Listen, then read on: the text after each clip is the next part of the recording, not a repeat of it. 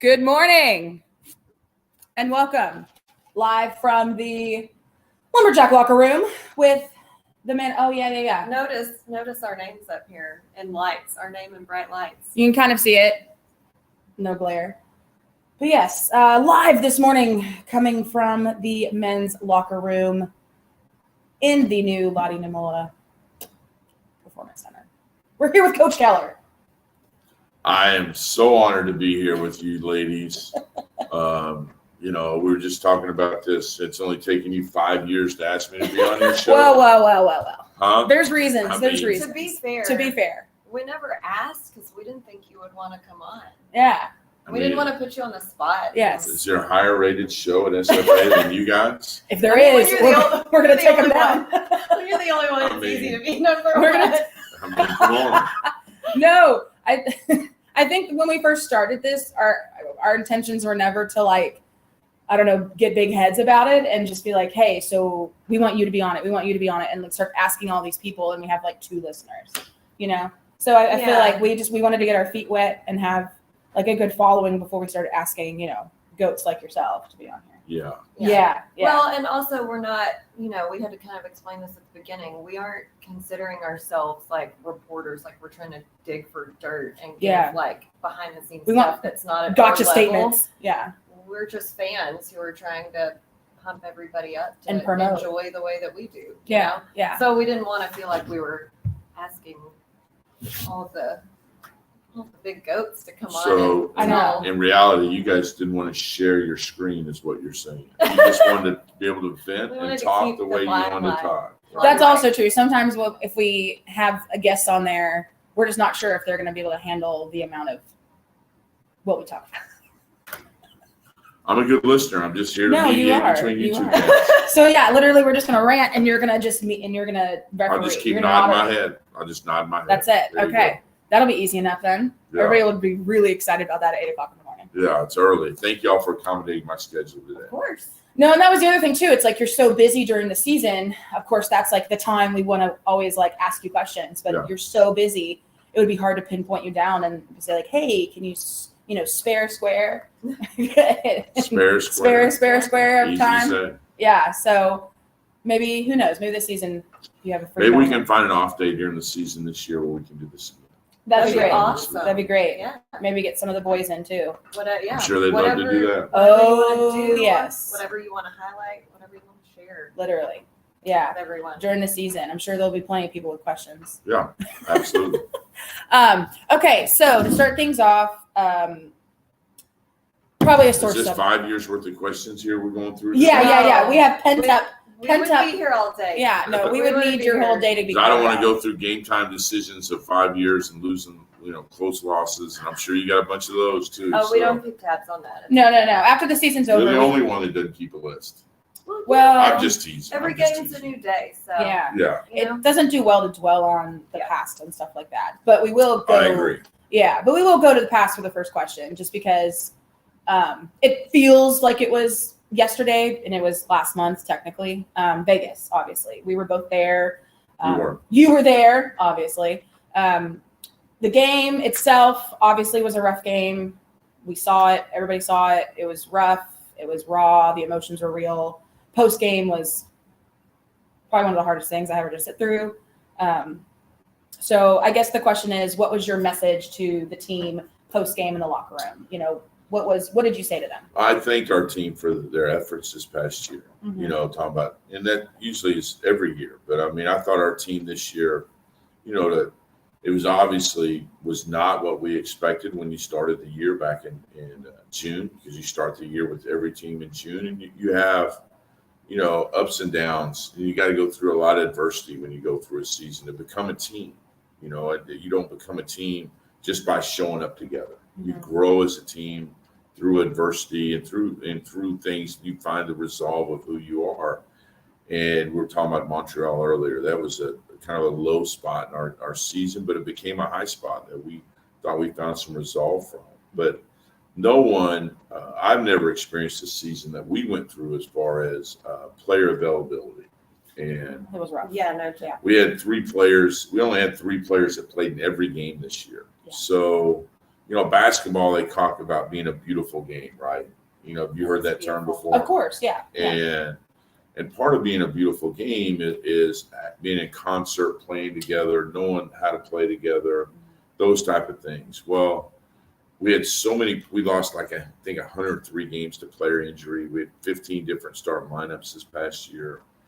And just not, guys coming in and out of playing. I'm not making excuses, but those are just facts. Yeah, and it's just hard to get continuity of playing together versus our team, a couple of years ago that went 28-3. Like we almost started the same starting lineup every game. Right. And Utah Valley, Sam Houston, same starting lineup every game. Right. Where you get, just working together, concert, knowing what everybody's doing.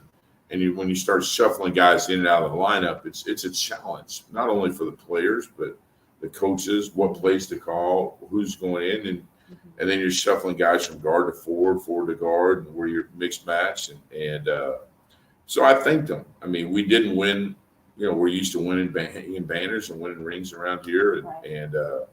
But to win 19, this year and to lose the last 3 like we did was really frustrating. And I'll never forget. I had someone, close to me said, "Oh, we got to get to 20," and this is with about 3 or 4 weeks left. I said, "Oh, we'll go way past 20," and I never thought we would get to 20 wins.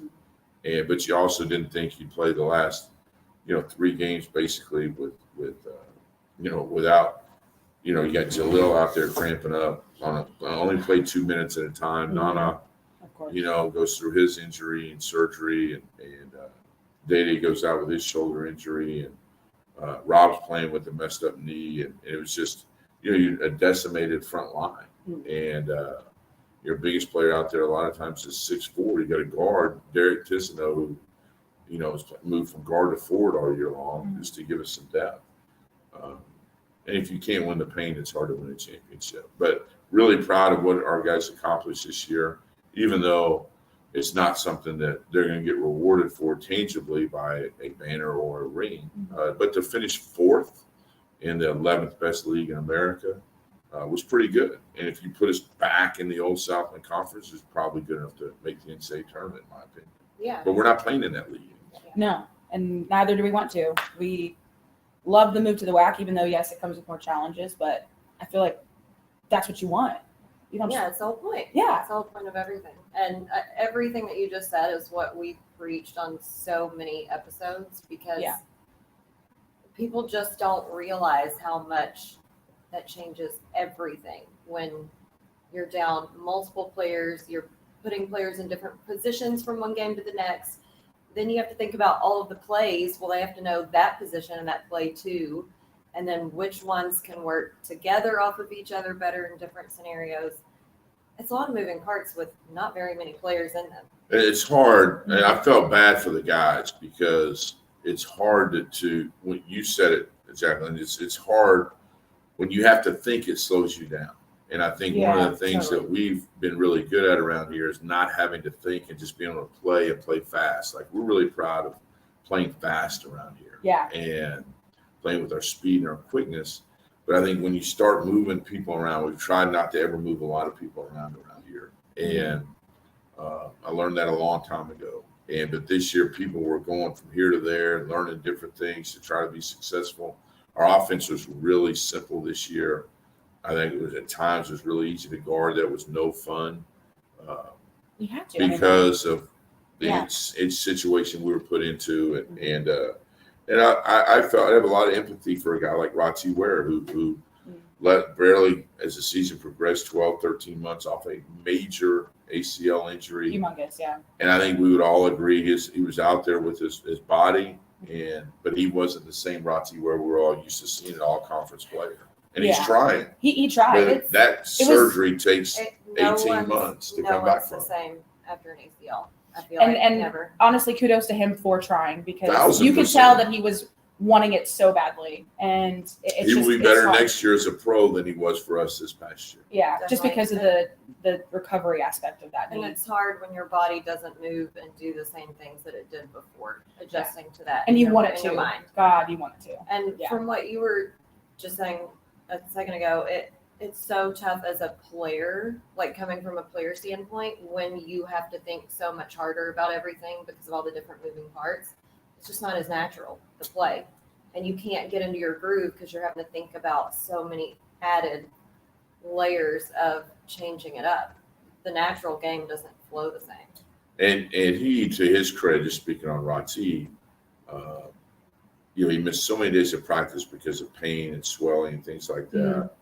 But showed up most every night to play because he loves Stephen F. Austin, cares about Stephen F. Austin. His record is like 83-31, something ridiculous, and has won multiple championships here, and he wanted to do it for his teammates and for Stephen F. Austin, and sacrificed a lot. And so, that's just kind of the spirit and embodiment of what a Lumberjack basketball player is. And I just felt terrible for him because he did not. Rarely, on few occasions this year, we get to see the real Rati player. Yeah. No, we agree. And just like you said, we appreciate everything that he did. He came back and played for us as a super senior, and And he could have left. He could have left, and that was what I was trying to say. Like, he could have left. Times. He could have transferred somewhere else. But he stayed. And same thing with Nigel. I mean, same thing with Nigel. Finished the last month, 6 weeks was terrific. Oh God, he was playing like he's never played before, and we were just so pleasantly pleased the fact that he was playing so well. Yeah, and happy for him. Happy for him. Both of them are signed with agents, and you get an opportunity to play. Yeah, that's awesome. Professionally. We're excited to see what happens next. But, okay, yeah. Yeah, so we felt the same. We felt bad for the guys at the end that was the end result, but we couldn't have been prouder of and how hard every single one of them worked throughout the season. It was a hard year. Figure out their new role and not have a bad attitude and not give up every game. Right. Every one of them was putting 150% effort out there. Yeah, it was hard. I mean, especially early when you're really down early in the year. Yeah, people don't know behind the scenes no. When you can't go 5-on-5 in practice and you have no contact and you go out and the two home losses early in the year to Alcorn and to Northwestern State were, those were rough. Yeah, of course. And I know it's rough for the fans. I hated it for them, hated it for us. But it's rough for us, but we can only imagine how rough it is in the locker room with the boys. You know what I mean? Like, come on. Yeah. That is, especially so early in the season where those are two home games that are expected. We never lose them. Exactly. And that's what everybody says. Home record. Yeah, exactly. In the country. Yeah, exactly. We never lose at home, and that you have a chance to break your spirit when you're getting so many guys. Who's next? And you feel like Murphy's Law. Who's going to be out? Right. That's what we felt too. Sitting in the stands. Latrell's out in Montreal. And we lose those games. Yeah. We have a great win at South Dakota State. You think, all right, here we go. Kind of righted the ship a little bit. Right. Things are going to be okay. Right. And then here goes somebody else. And then Posey breaks his hand and on the freak deal, dived for a loose ball in practice. And Jalil broke his foot. We just had so many things that occurred to this team. It was dominoes. Yeah, and then you look at the positives. We had a lot of guys back. I thought AJ progressed awesome as the year went along. AJ did tremendously. Katie, honestly, every single episode we talked about how amazing AJ has. Like every game, every game just got better and better and better and better. Yeah. I mean, we sung his praises all season. I just want to say, Kyle said good morning from Utah. Good morning, Kyle. Oh, he's up this early. He's up this early. He wanted to log on. Early I know. Another question though from Jan. She's one of our faithful listeners, and she's such a great Lumberjack fan as well. She wanted to know how's Nana, and then the second question we'll cover whenever we get to the new players. Yeah, fill us in on Nana. Okay, well, I'm not going to violate any HIPAA laws. Of course not. No, don't violate any laws. But Nana is doing well. Okay. Post surgery, he's got the halo. This is no HIPAA. He's got the halo off. He's normal. Seems to be moving really well.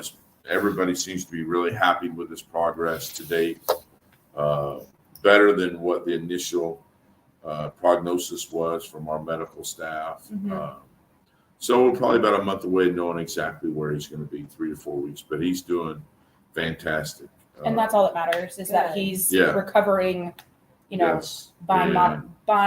mind, body, spirit type thing, you know? Yeah. Like that was a very traumatic, serious deal injury that he had. And little did any of us know at the time what occurred. I certainly didn't. I've seen him get knocked to the floor plenty times and bounce right back up. Right.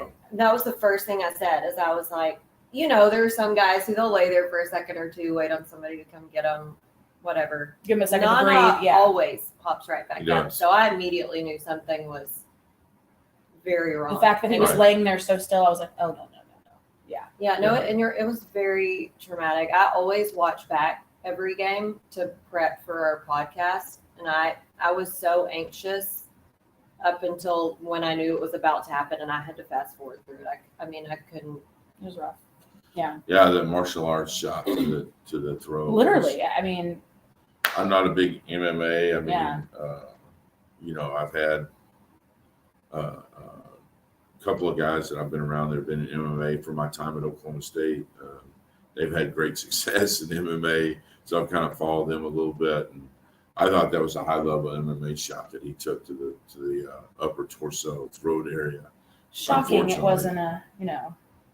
Here we are. I don't want to go into that. I know we won't. That was my approach during the game. Yeah. So Exactly. I got a chance to be really up close and personal to some stripes during that time and fight for Nana a little bit. And you How did. we got the foul on us during that time, but yeah, exactly.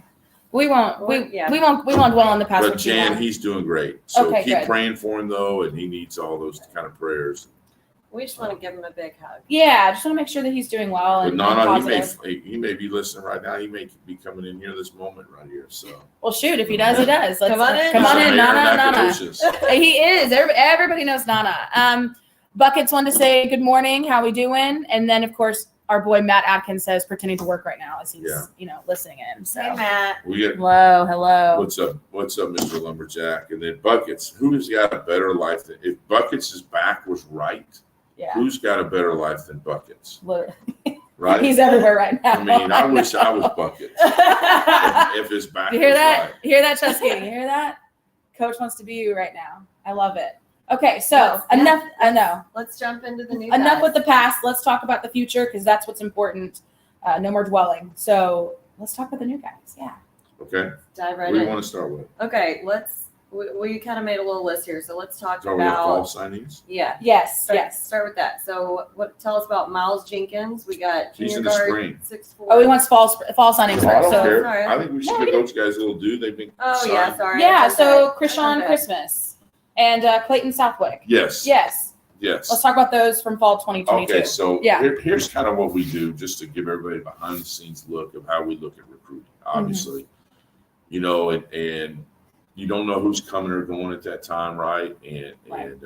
But for us, we look at just to kind of give you all right, here's what we look at. I'm going to give everybody this. This is the things that, regardless of player, we look at 4 things in a recruit, and we look at their character, mental IQ, toughness, and talent. And character is number 1. Then you put those other 3 things in a hopper and kind of figure it out from there. And that's what we think fits a Lumberjack. And then we scour and say, all right, what do we look at moving forward? You know, Clayton is, we feel like to win this league, you have to stay old. You know, freshmen are, and there's some great freshmen in this league. You know, the freshman of the year is transferring from UTA. I don't know if Kendall Weaver saw he put in the transfer portal. Yeah, Kyle keeps us Kyle McDonald keeps us pretty up to date on the transfers and portals and all that stuff. So I think, but unfortunately, their team didn't have great success this year. I think it's hard to win in this league with a bunch of freshmen, and so we're trying to stay old as much as we can. And so, and Clayton, to his credit, he's not the youngest cat in the world. He's got injured his freshman year. He went to Utah Tech, and redshirted, got injured. Then he went on a Mormon mission for 2 years. So that's 3 years out of high school. Yeah. Okay. Then he played 2 years of junior college. So he's 5 years out of high school to date. Okay. So interesting. Okay. When you say old, you're not kidding. No. Yeah. So he's going to For be a typical basketball, college basketball player. Yeah. He's going to be much older, much more experienced, much wiser, actually getting married. And so any college girl watching this today, he's off the market. He's off the market. Off the market, ladies. Write that down. Write that down. Got no chance. There's no fandom when he comes to campus. So the only fandom is just basketball. That's right. That's it. Right. No That's swooning, no fangirls. Absolutely. Okay, noted. All right, Clayton. I know Kyle says be careful talking about Clayton Southwick. Coach gets pretty darn excited when he talks about him with a little winky face. Yeah. So, but I love the fact that he's versatile and he can score. He's got a great size on him, about 6'8" or so, 225, 230. He's a grown man, right? Yeah, that is grown man. Yeah, absolutely. But he can shoot threes, probably as talented a three-point shooter for a guy with size that we've had. You know, he shoots it like TJ Holyfield did when TJ was here. Oh, TJ, yeah. And just to be a comparison. Okay. But also has the ability to have post moves and things like that. Yeah, so we need those points. We do. Absolutely. So anyway, but that's Yeah. the thing that drew me to Clayton, besides his how he plays, was his ability to really shoot and be skilled. Yeah. So it's as the game evolves, a beautiful game we talk about. I loved how he could catch, dribble, and shoot because I think our team needs more of that. And then Krishan. Yeah, Krishan Christmas. What a name. Love that. Yeah. Well, you know. Merry Christmas, baby. People in our office kind of call him Santa Claus. You know, I don't know if he knows that yet or not. Well, he's going to know now. He's going to know now. Anyway. Yeah. He's the youngest player on our team. Okay. But he also may have the most fight. And great offensive rebounder. Love fight. Tough kid. Midwestern kid. From knows Gary, how to Indiana. play. Yeah. Basketball capital of America. That's what I'm saying. You know, they played on a junior college that his junior college coach had no players to start of the summer, recruited 13 guys, and they won the Texas Junior College League. Panola, right? Panola, yeah. Okay. So he's a winner, played at a great prep school, and I think he was their toughest, gluiest guy. Mm-hmm. And his stats aren't like, oh, he averaged 20 points a game. He shot this from three. Like, he is just, you know, I don't want to put too much pressure on him, but when I watched him play, I thought he was a poor man's version of Ty Charles. So okay. That's I'm just trying to give our fans somebody they could. No, I like that. I think back that's to. going to be very helpful too, so that they can kind of compare from who they've seen in the past on the field. That's when I watched him, I thought, man, he could be maybe if he keeps working, that he could be somebody like Ty. Okay. And we love a good dog. We love a good dog. So that's who I think maybe that's what I saw in him. Okay. So, you know, what position is he? I don't know. He just wins. And I don't think we've ever had enough of those guys around here, right? Our best teams have had guys like Nate Payne, guys that just. I mean, their stats may not be like just all in lights, but they just get out there and they grind and they're dogs. And they help teams win. Yeah, they do whatever they can. You know, Como. I was about to say, John Como does whatever he can, puts his body on the line. Literally in Duke, he's cramping up as everybody's celebrating. Right. I mean, he puts his body on the line type guys. And he led their team in charges. Just. Oh, we love that. Gotta love a good charge guy. Gotta love. So that's just just team guy all the way around. Yeah, love that. You know, Nigel and Rowe were that way as well. Of course. Here. So I mean, those are the things that I think that are important to our program moving forward. So like the character, right? The mental IQ, the toughness, right? Mm-hmm. You know, and then the talent, right? I think that sometimes your talent is your toughness. Right. So, you know, we thought we were losing some toughness with Rowe and Nigel on the perimeter. But the thing that in our league, size is so important, especially on the perimeter. We have not had it. Right. Krishan's about 6'5", and so we needed to get bigger. That's why we took him. Awesome. And Clayton's got good size to him as well. Yeah, love that. So, all right, cool. So what about our spring? Our four guys that came in the portal this spring a few weeks ago, or honestly, probably like last week or the week before, kind of sealed those guys up. Yeah.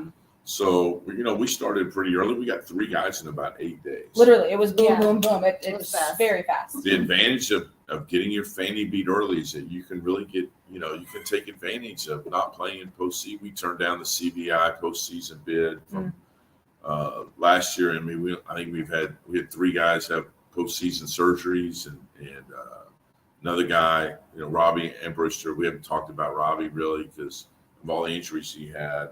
And he's athletic, and I expect him to have a great year this year. But we are so excited. We love Robbie. We're yeah. I'm not gonna say obsessed with Robbie, but we love Robbie. Robbie's hard not to like. And he cracks great us up. personality. He cracks us up. Yeah. And when we talk about dogs, like he's immediately who I think of. He literally just goes in and he's like a wild man on that. Yeah, he's fun. He's wild. Love it. Yeah. Sometimes you don't know what you get with Robbie. No, you don't. You have no idea. You don't. My brother came to one of our games this season, and Robbie was his favorite. Yeah. After one game. Yeah. I can see why. Yeah. And I'm sure he's great in warm-ups too. If you come to warm up, he puts on a show. He does. So we had 4 guys that really missed our off-season workouts because of injury. So those other cats that were out there got a lot of individual attention. It was hard on them because they didn't get a lot of rest. But we had 4 guys that could not work out because of medical stuff. Mm-hmm. But the advantage, turn down postseason bids and all those things, you could really go at the recruits and say, all right, what do we need? So you lose. Unfortunately, you got 2 guys going to the portal, which, in today's age, that's nothing compared to everybody. I feel like we got away pretty good. What does that say about us? I think it says a great thing about how our administration is committed to basketball here, the way our staff and everybody else, they treat our players on a daily basis, and the kind of character that's within our own locker room. The leadership that we have within our locker room, that these guys enjoy being around each other. Yeah, absolutely. Because it's so easy to jump in and leave if they didn't like anything. Yeah, that portal is just wild. But I think the biggest thing, Wild West. It just tells you what an unbelievable party town Nacogdoches is. Raging. Kyle knows. Kyle McDonald knows exactly how wild we get in that. I saw some list where I think Nacogdoches was right behind Las Vegas as #1 college town in I may have made that list up, but maybe in your head, but yeah. I think second partiest town in the country. Vegas, SFA, and Texas State are supposed to be like the 2 I think we went for Texas. above Texas State. I think in the list that I made up. Yeah. So we jumped them when we joined the UT system. We jumped them. Where are you getting this intel from? It's such a funny town. This is from the file system in his brain. It's a Word document that I created. Okay. What are we missing? We'll send it to you. You can promote it on your next podcast. I need that. Yeah, we need that for the Keller files. Yeah. Yeah, that's fantastic. I think we're missing out on something. I know. Oh yeah, so the 4 new guys. So we had what was it? First one, Miles Jenkins. Yeah. He was the last one. Oh, he was the last one. He was the third to last one. We'll start with Miles. It doesn't matter. We just put him in the Yeah. So Miles is another wing who's actually, I love this because here's the thing, like in life, do you get to or do you have to? Right? You get to, I get to do this podcast. I don't have to do it. No, you don't. Absolutely. So I get to do your podcast this morning. And we're so happy that you're not as happy as me. And you have been bugging us all season. Yes. Yeah. So Miles Jenkins, he gets to come to Stephen F. Austin from Anderson University. Okay. And, Coach Smith, Tanner, and I went out there, and Tanner recruited him some at Kennesaw, and they didn't have a spot for him. He ended up not getting what he wanted. He was all Division II, whatever, all league, all region player. I think he scored like 27 or 29 on Furman. We put the tape in, we watched it. And I was like, hey, that dude, he can play. And he's a big guard, which we're trying to get bigger at guard, right? That's been one of our weaknesses. I think that just size, being able to rebound and size and length. I think in the Southland, we were always bigger than everybody with Kevon, Cameron Johnson, Ty Charles, we mentioned him earlier. Guys like that, we've always had a size advantage on the perimeter. Right. When we get to this league, we're mighty mites. Yeah. And we all felt it, right? Right. Yeah. Absolutely. And so we needed to get a guard with 6'4.5", 210, great size to him, and is and scores at 3 different levels, and has good instincts, mental IQ, great character, great worker, good family.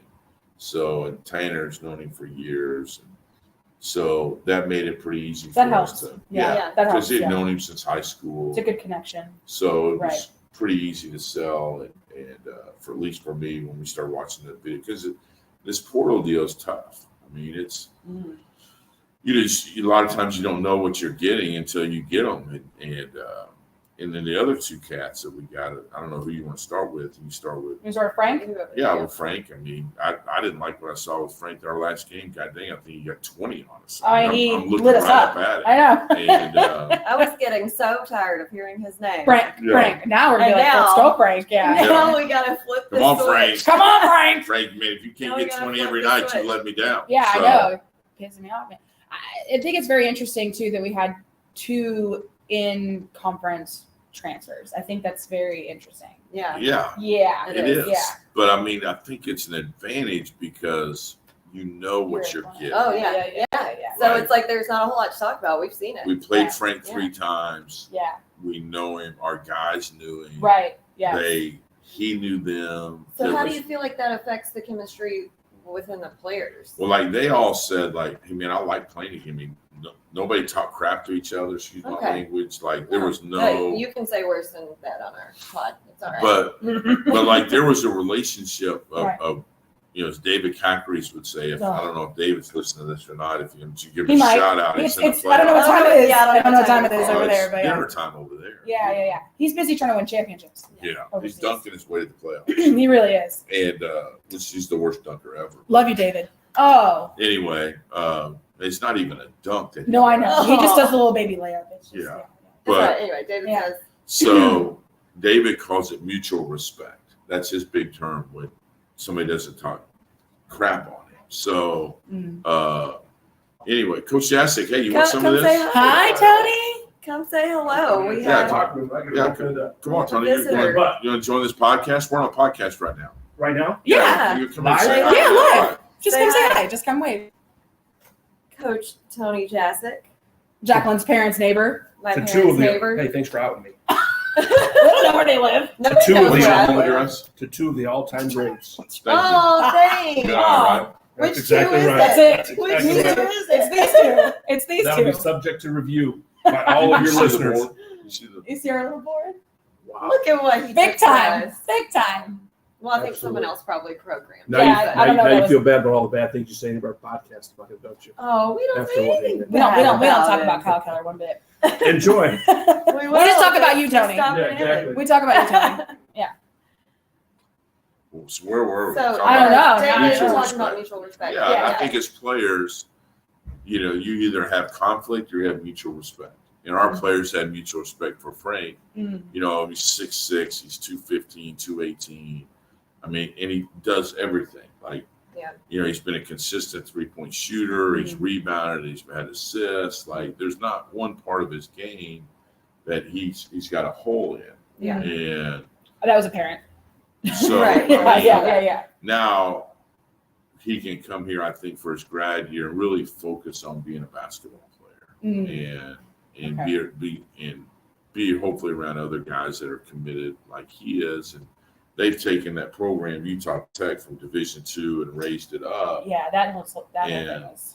So, and they've done great. They've Coach done- Judkins is great. Yeah. Yeah. And now, yes. hopefully around other established guys that man, he can just be a really good piece and do what he does and help us, because he does a little bit of everything, on the perimeter. Yeah. And now he can really concentrate and be a really good player for us. And we're excited. I mean, I expect big things from Frank in his 5th year. Well, heck, Yeah, so do me we. too. I mean, Started about 90 games in Yeah. conference play. And so Yeah. he, if he comes in and works, and we're not going to get him probably till later because he's got a couple classes to finish. and that's fair. Okay, good. So All it right. is what it is. And then Jelani Stone. Jelani, that's how you pronounce it. We just want to make sure. Yeah. Jelani, okay. Probably everybody's like scratching their head a little bit and says, well, God dang, we dumped Cal Baptist and, Right. his numbers weren't great. But I'm telling you, like, watching him the last 2 years, like for us, their system is so different. There's 1,000 ways to play basketball, 1,000 ways to win, right? Of course, right. And their system is different. Like they play very perimeter oriented. And he did not, in my opinion, and I have a mad respect for Rick Croy, unbelievable coach, just like Coach Judkins. Mm-hmm. Both of them, Coach Judkins, I think, has won more games in the state of Utah as a college coach than anybody.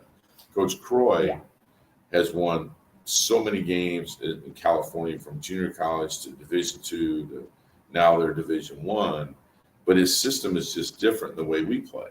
And I think Coach Croy would say this, like, he probably shouldn't have recruited Jelani because he didn't fit or hasn't progressed maybe the way he wanted to with his skill level. But Jelani, and I'm not saying, I don't want everybody, like, I'm trying to compare him to somebody, but when we watched him, and he played well against us in his limited minutes if you look at his stats, but last year and this year, he reminds me of Kinsman. And he's a little undersized. He's 6'7", about 240. But all he wants to do is make layups. And he's left-handed. Like, and he's an aggressive post-up player, tries to get closer. Like, I think he get 8 and 6 in the few minutes he played against us this year. And he's just so aggressive and athletic and physical. And, like, all he wants to do is try to dunk it and make a layup. And that was Kinsmill. Right. And I think everybody would say on our team this year, like, that's what we lacked. Yeah, That's Right? true. That's true. I mean, because you had Gavin, you know, who that's all he did, and then he leaves. And a high clip. Yeah. I mean, and you need repetitive. Yeah. you need a big presence in the lane to shoot those, you know, high percentage shots. What opens up the court for everybody else. Yeah, it's important on the board. And and Jelani's a really good athlete. He can run and he can move. He can guard a ball screen. I mean, he's got great feet. He can catch it. We always hoped that he didn't play much against us. And, you know, you hope for different things when others don't play. And you know, I'm sure there's guys that everybody thinks, man, I hope Keller, I hope his stupid butt doesn't play certain guys when they watch us play, right? Sure. You know, why didn't he play, you know, if you look on athleticism, why didn't he play player X or player Y, you know, and other coaches? No different, right? And you know, we all have reasons, you know, they're not at our practices, we're not at theirs. And hope Jelani's got a fresh, clean slate. But we were excited to get him. And I'm not trying to put any pressure on Jelani to be Gavin Kinsman.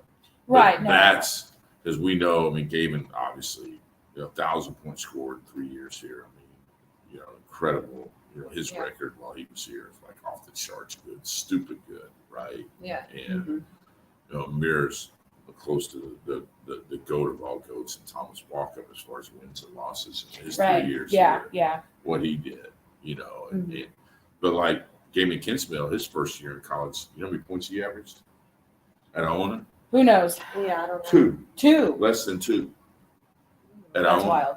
So, and who would have thought after averaging less than 2 points a game, he'd come in here and do what he did for us? Yeah. So, that's very true. I mean, I forgot that's where he was before us. Yeah. So it's all a function of, you know, getting in the right system, playing for the right guy, I think that's getting critical. touches, and that kind of stuff. So, and I'm not saying we're any better. The guys that own him knew what they were doing, but Kinsmill's a system guy. I think Jelani Stone is a system guy. Yeah, you have to be in the right system that fits your style of play. Yeah. If you're not going to get playing time, and then, you know, you're just sitting there wasting away. Yeah. You don't fit in the system. Absolutely. So I think that's really important. Okay, and then the last guy. Chemo.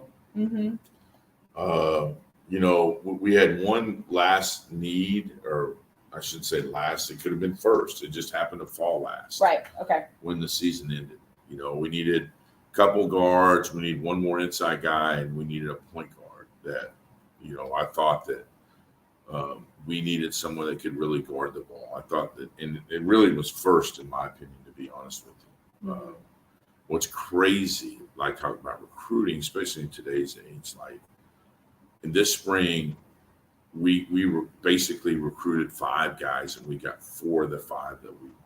I mean, it's crazy. That's awesome. I mean, it doesn't like. That's unheard of. We're done. Like, we've been done for a couple of weeks. Right. Like, yeah. But we went after 5 kids and got 4 of the 5 that we wanted. And that's fantastic. Chemo was, you know, all region player, all whatever, JUCO. I mean, it means nothing here, but we've had, as you guys know, had great success with junior college players. We really have. I mean, Bogues. I love a good JUCO transfer.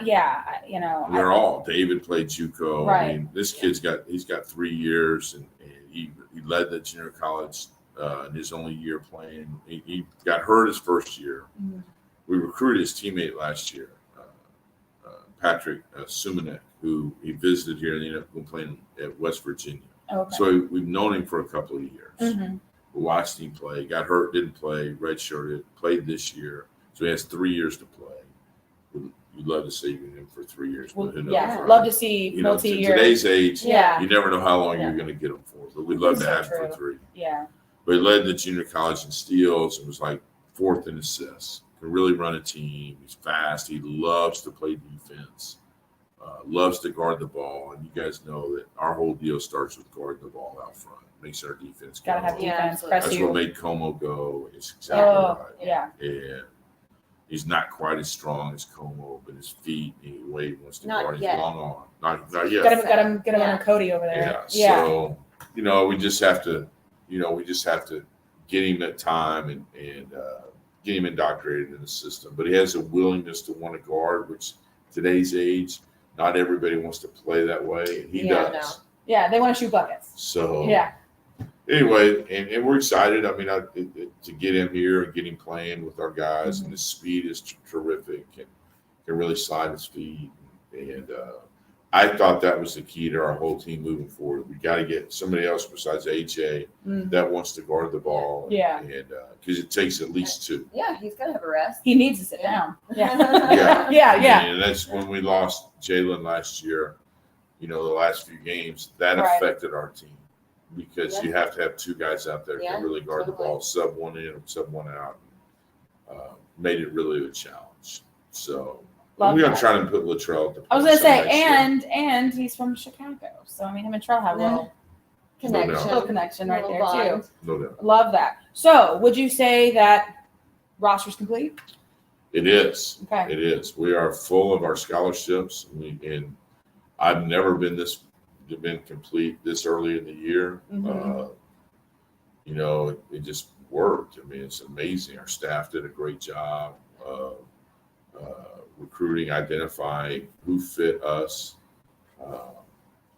and what fit our program and the needs that we needed. We feel like to win a WAC conference Right. championship, and with what we have returning, and it's crazy. You just get to a point where you talk about being an NBA general manager or whatever, and it just plug and place. And how long can you keep guys? And we have, I think, 8 juniors, which is Mhm. you would never do that when you build a program starting, a few years ago. But with the transfer portal, Yeah. you don't really look at age anymore. Yeah. Honestly, I don't think you can. I mean, Yeah. because you don't know how long you're going to keep them. You don't know how long they're That's gonna so be anyway. true. So Buckets had a One quick ran- question. oh, go Oh yeah, ahead. Buckets had a quick question. Says, Coach, with the way that you guys rotate players in and out, is it tough to sell kids on the idea of sharing lots of minutes? It's a great question, Bucket. I wish you'd asked me that off air, but no. He wanted to put you on the spot. I tell you, Buckets, we talk about that when guys are here. Mhm. And we're pretty open and honest with recruits when they come in about playing time and show them how many minutes and how they'll be successful and Mhm. how it translates to the next level and how winning translates to the next level. So it's pretty, metrically shown to these guys coming in here. Mhm. But I also think the kids that we were fortunate enough to get wanting to come here want to win. And I think they get to coming back to Right. it, they get to Right. come to Stephen F. Austin. Yeah.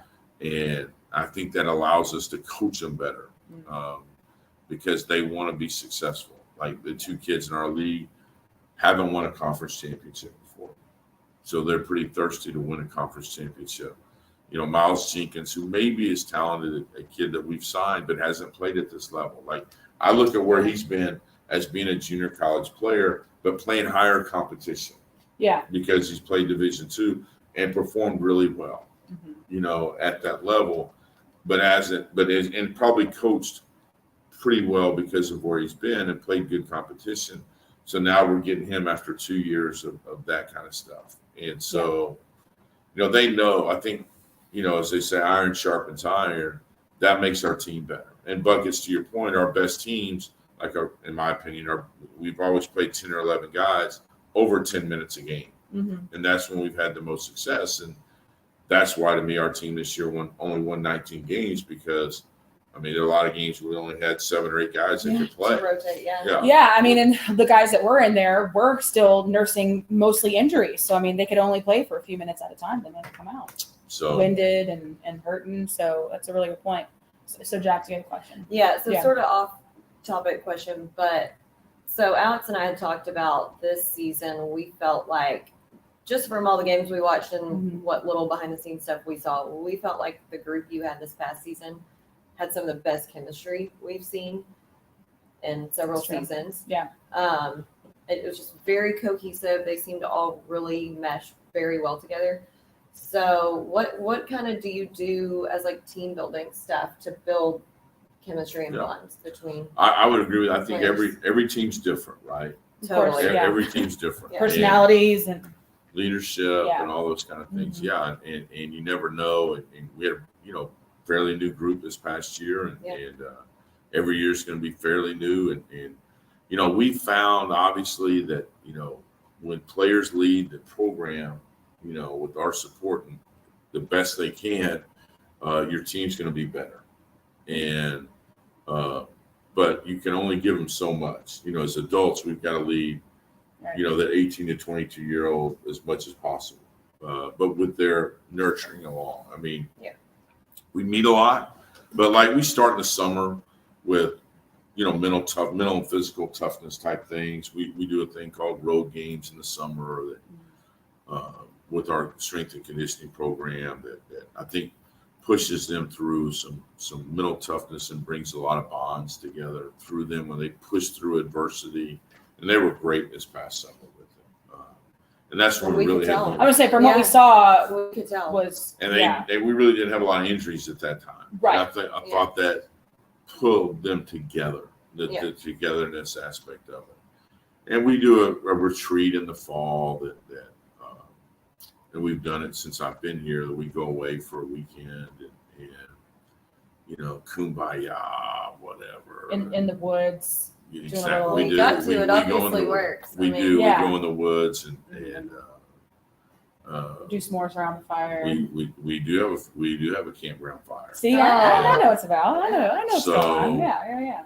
And we fish and shoot guns, believe it or not. Yeah. You just relax and just come together as a group.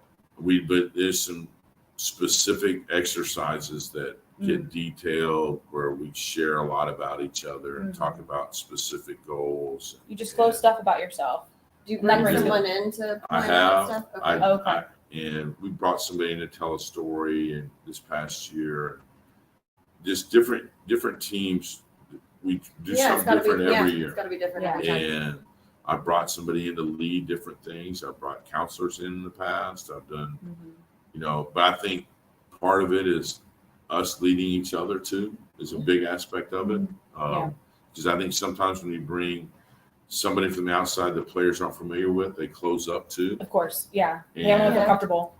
So I think the coaches do a good job at this. And this year was better because the coaches had been here for a year. So they knew the players. Yeah. And when the coaches recruit them, because last year they hadn't recruited any of them. So they didn't know any of them really. Right. And then after spending a year with them and recruiting some, that made it better as well. I think it just gets better and better over time. I agree. So, the previous staff, assistant coaches, obviously through time had gotten better at it. So, I mean, I just think it's hard. Sometimes we have too many people, it can be a problem because there can be mixed messages also. Our team that was 28-3 didn't have a lot of fluff around it.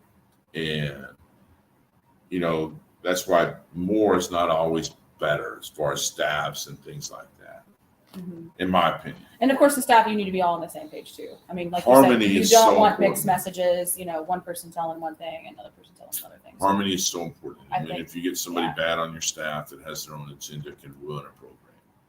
Well, one bad attitude can mess it all up. Yeah. Totally. Absolutely. Either player or coach. Yeah, exactly. Completely. Absolutely. Yeah, absolutely. So let's change gears real quick too before we wrap things up the next 10 minutes or so.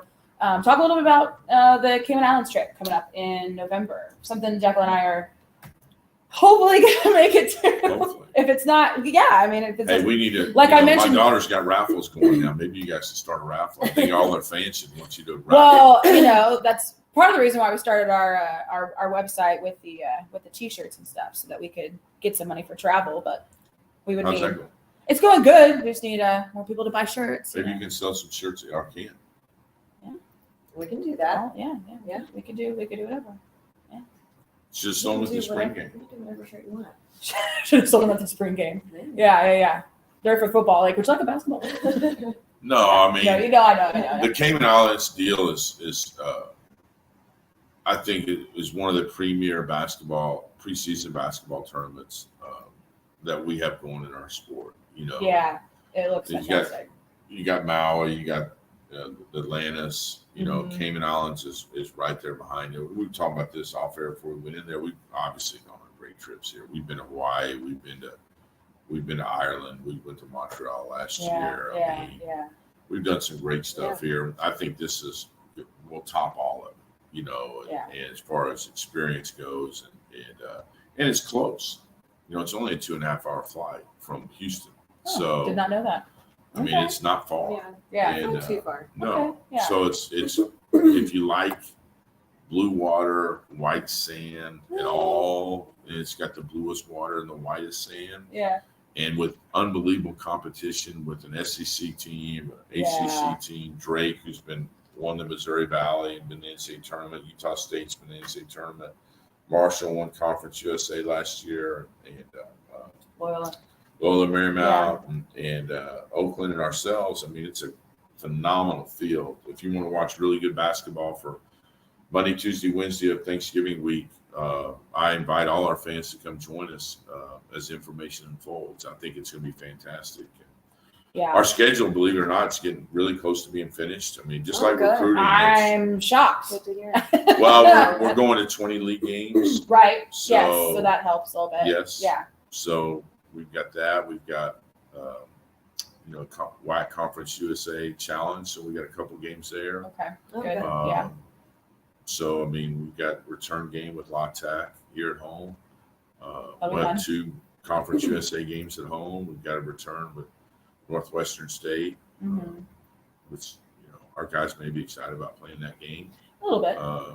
So, Yeah. we're already up to about 27, 28 games right there. We don't have many left yet. That's true. That's fantastic. I know, because obviously in the past we've always, and everybody knows this. If they're a Lumberjack fan, then they know this. Scheduling at home is just rough. Impossible. Off the non-conference Yeah. games are just trying to get anybody to come here is just rough.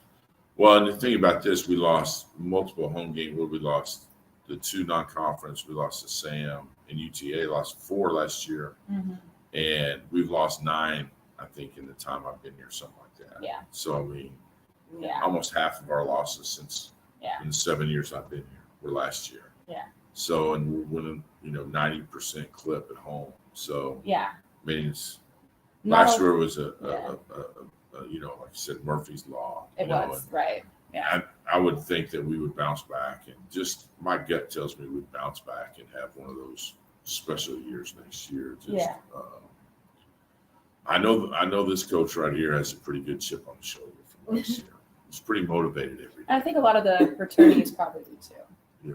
Yeah, I can They're guarantee. ready already. Yeah. If they were ready, whatever day in March we were in The Vegas. the day after the Yeah. Vegas loss. Yeah, and I think our yeah. players are obviously we've had to unfortunately spend a lot of time right now. Guys are bandaged up and Mhm. recovering from surgeries, but Mhm. there is an edge about an anger, an edge, a motivational. Hey, you got us last year. We were wounded, Mhm. but an angry, wounded animal is someone that probably reacts, snaps back pretty good. Mhm. Some people can growl, and then other programs can bite. And I think our program's Yeah. been pretty good at biting. We got I it. agree. And, I agree. I so- mean, because that's happened in the past. I mean, they had that one season where we My didn't third make. year. Yeah, we didn't make the Southland Yeah. Conference tournament. Same deal. Things blew up. Yeah. I mean, it almost is like the We world lost our ended. front line. Literally, everything blew up, and then right after that, next season. And then we've rolled ever since. Exactly. Yeah. So, and that's what people expect from obviously Lumberjack basketball. And so, I mean, when you have a season like last year, people who are just kind of casual fans, they don't really understand everything that you went through. And a lot of teams talk about adversity. I heard a lot of teams that during the WAC tournaments talk about adversity, and we had a lot of adversity. I'm like, I don't know. Yeah. Every coach doing post-game pressure, we went through a lot of adversity. I don't know if you went through as much adversity as we did. I mean, we were down and out there for a while. So it's just we've tried not to. We don't make excuses here. It doesn't matter. No, yeah, no. We haven't tried to make excuses. We haven't tried to make excuses for our players, right? Because it doesn't. Half the people, they don't care, and the other half are happy that you've gone through it. Yeah. So how do you become stronger because of it? Right. And that's kind of what we've talked about. And really, the only focus we have with our team is just like, hey, we're going to go to the NCAA tournament. Like that's our only focus. Question from Sean Clinch. Hold on. Hey, Sean. Sean Clinch. He says he doesn't get a question. Oh, he gets a question. Keller, that fine American interrupted my workflow this morning with this pod episode. The Cayman Islands Classic is an amazing net ranking building opportunity. Sean wants to know, smash or pass on wearing Speedos on the Cayman Islands? If the games weren't on TV, I think I would roll with some Speedos. I don't know if my wife would allow that. Not sure if Chauncey would be pleased with that choice, that fashion decision. The only good thing about that is one of my former players, Alex Caruso, is a sponsor of Manscaped or whatever that's called. Oh, so, yeah. So I could get some help there, I think. I think so. Caruso. I think he'd be able to hook you up. Yeah. I think so, too. Or some fun. I wouldn't totally embarrass myself and my family. No, not at all.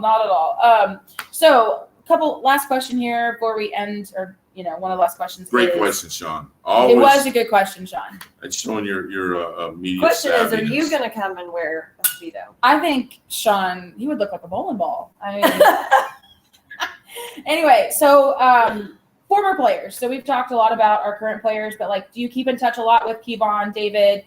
Check in on them. How are they doing? All that stuff. And then, of course, other former players. What's it like having former players on your staff, too?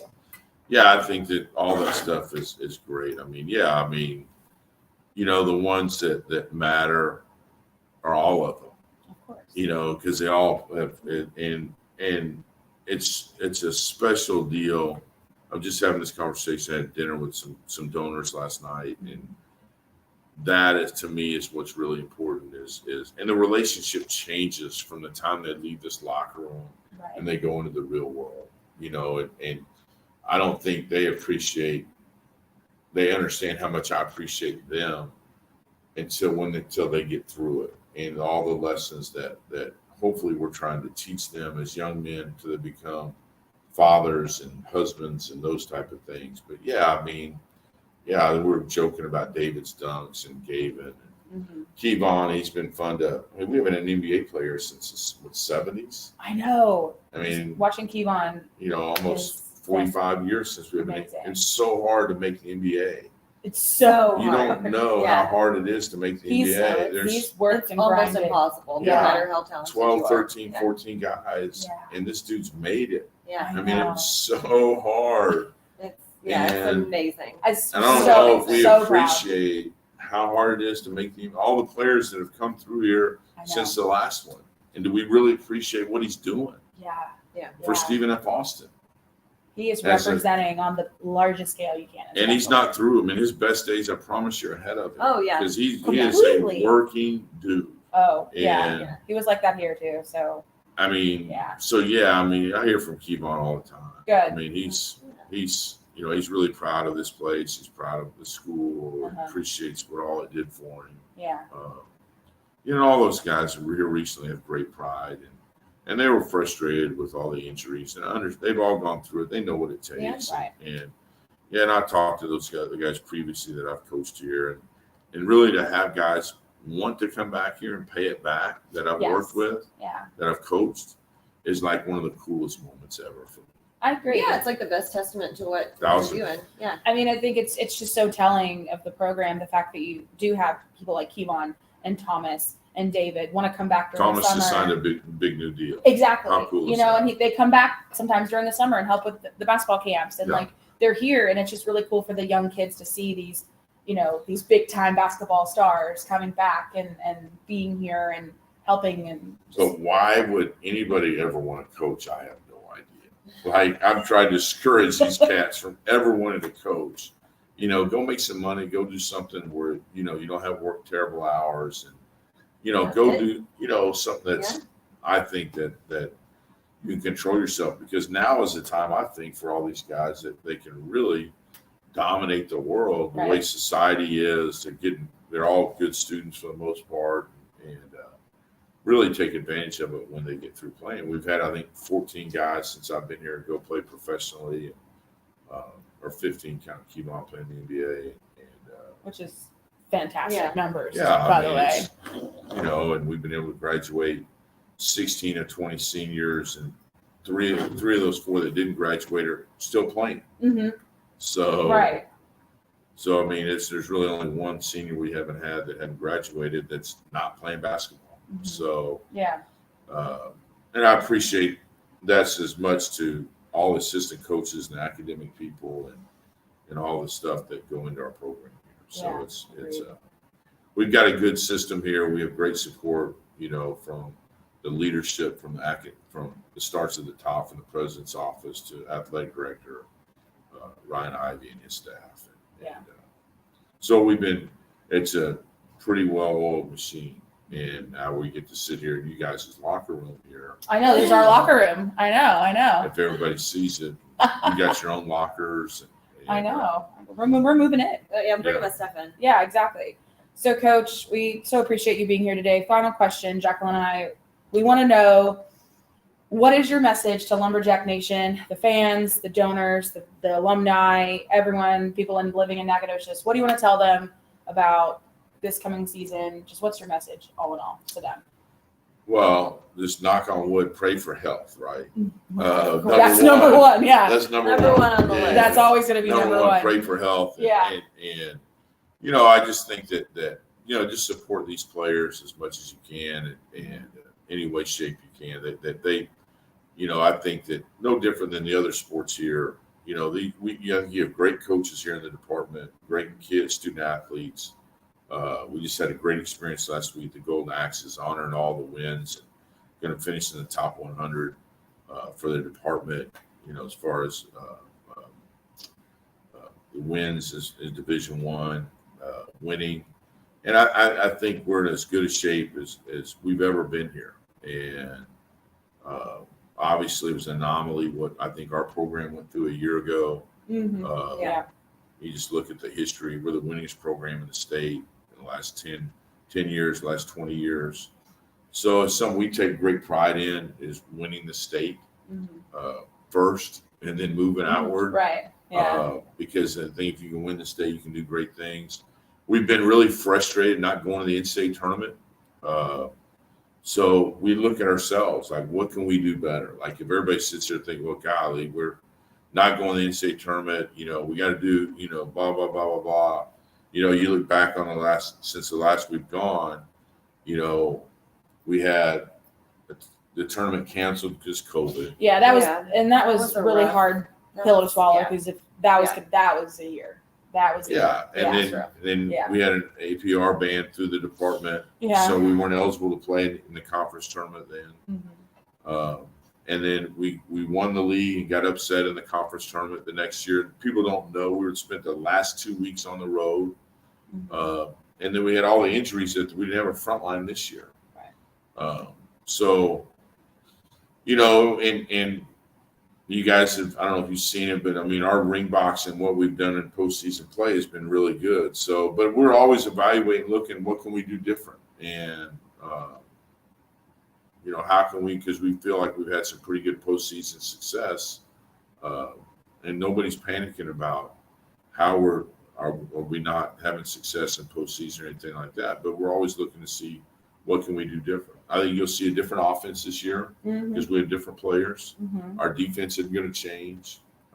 Still going to be chaotic and pressy. Absolutely. That's what we're known for. But our offense is going to change some because I'm not going to put who we have in a box and say, hey, you have to fit my system.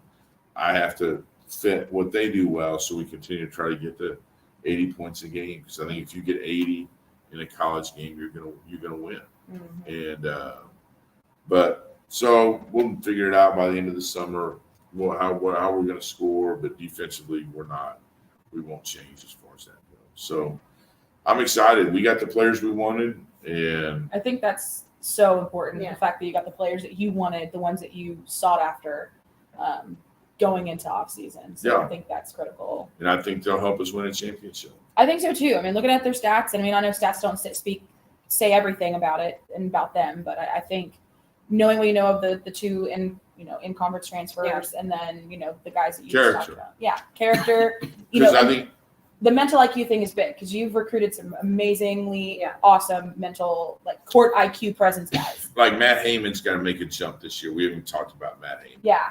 But he's got to make a jump for us. Like, I think, Latrell's got to continue to grow as a player. Right. We haven't talked about Latrell, who was double-figure score Well, for us last year. That's a whole other podcast. That's a whole entire podcast. Hour. I could talk. We gotta get you on the I know. road. I could talk an hour about Latrell. Yeah, and- Easily. Yeah, like Jalil, missed 8 weeks with a broken foot. Right. We expected him to be our starting center a year ago. Exactly. Yeah. Exactly. Yeah. There's just so many things getting talked about our roster. So, Yeah. I'm pretty excited. We went down the last week and a half with a chance to win the regular season championship. Literally, like, broken still. Right. Yeah. So, Exactly. I think we're in pretty good shape and added some good pieces to I what we know. had that wasn't the way it is. And so I think we'll be all right. I think so. I feel like, and just final I'm pretty messages here. confident what we have. I think so too. I feel like We're the people ready. who are involved and they know and they follow the team pretty closely, I think they're the ones that are not freaking out. Well, Yeah. I don't get off on preseason predictions because they No. named it zero. No. But Zero. somebody sent me a deal from yesterday or this week about bracketology. Oh, here we go. Jeez. So, It just ended. But you guys, Yeah. you guys seen that? I try not to look at Yeah, it. me neither. because- It's just, it doesn't help. Yeah. Yeah. But they picked us to win the league and Did they? the 12th seed Yeah. preseason. So Look at that. Again, I don't like to dwell on preseason stuff, but that's nice to hear.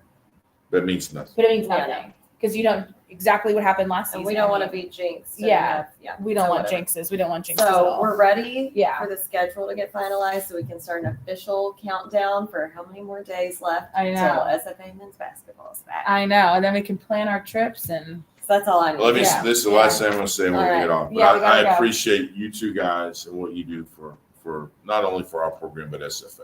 And you guys are terrific. So thank y'all so much Well, for what oh, you thanks, do. Coach. Appreciate Yeah, I it. appreciate y'all. You so make it much. easy. You don't want to Yeah. be involved and follow. It's easy. So. It's Thank easy. y'all. And we appreciate how much you guys, the team and yourself, are very open to us and talking to Yeah. us and let us come in and do this and, be involved as much as we thought can. I Never would be thought. sitting here in the In the locker room. basketball locker room. I know. With I your know. name and lights. With our name My and name and lights. I lights. know. Very cool. Very cool. Well, Coach, It's a we know banner you got to day. get on the road and get on that recruiting trail. So we appreciate you again for coming in and chatting with us for about an hour and talking about Lumberjack basketball. There you go. Yeah. All right. Axe them up. All right. Hey, thanks guys for tuning in. Appreciate you. Have a great day, and always remember, Axe 'em Jacks. Without some checks. Adios.